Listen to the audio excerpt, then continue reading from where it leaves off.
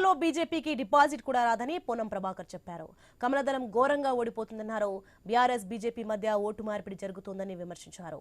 కేంద్ర మంత్రిగా ఉన్న కిషన్ రెడ్డి జూబ్లీహిల్స్ నియోజకవర్గానికి ఏం చేశారో చెప్పాలని ప్రశ్నించారు. ఈ ఎన్నికల్లో కాంగ్రెస్ గెలుపు ఖాయమని చెప్పుకొచ్చారు. బీఆర్ఎస్ మాదిరి కక్ష సాధింపులు చేయడం తమకు అలవాటు లేదని చెప్పారు. బీజేపీని నమ్ముకుని కష్టపడిన వారిని కొందరు సమాధి చేస్తున్నారని పొన్నం ఆరోపించారు. కేటీఆర్ గారు తానా అంటే కిషన్ రెడ్డి తందాన అంటాడు, కిషన్ రెడ్డి తానా అంటే కేటీఆర్ తందాన అంటాడు. ఇందరి మూస పోసినట్టే ఇద్దరు ఒకరికొకరు కూడా పలుకున్నట్టు మాట్లాడుతూ ఉన్నారు. ఇది ప్రజలు గమనించాలి. అటేసిన ఓటు ఇటే, ఓటు ఇటేసిన అటే. ఈ సందర్భంలో సరే రాజకీయాలు నడుస్తూ ఉంటాయి, మేము కూడా మాట్లాడుతున్నాం, వాళ్ళు మాట్లాడుతున్నారు. ఒకటే ఒక ఛాలెంజ్ కిషన్ రెడ్డి గారు.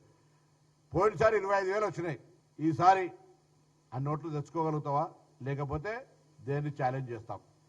ఓటు కూడా 6% వస్తే పోల్లా డిపాజిట్ వస్తుంది. మీకు ఆ విశ్వాసం ఉందా? స్థానిక ఎంపీ కదా.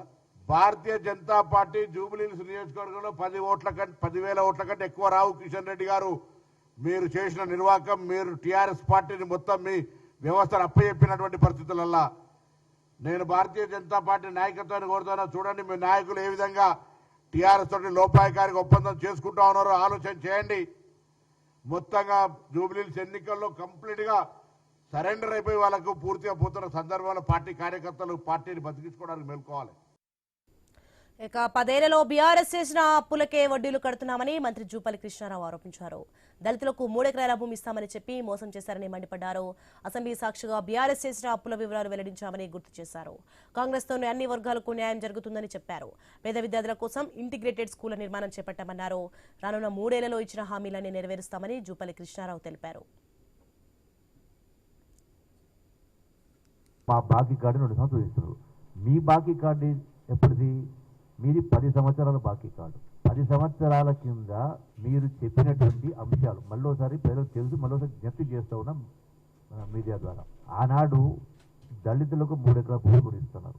నిరుద్యోగ యువకులకు నెలకు 3,000 రూపాయలు ఇస్తామన్నారు. అట్లాగే డబుల్ బెడ్రూమ్ ఇల్లు పేదలకు కట్టిస్తామన్నారు.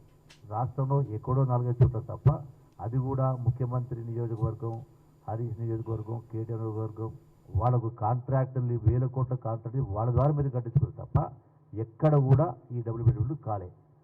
మరి 8 లక్షల కోట్లు అప్పు చేసి ధనిక రాష్ట్రం మీకు అప్పు చెప్పిన తర్వాత, మిగులు బడ్జెట్ చెప్పిన తర్వాత 10 సంవత్సరాలు మీరు చేయలే కదా.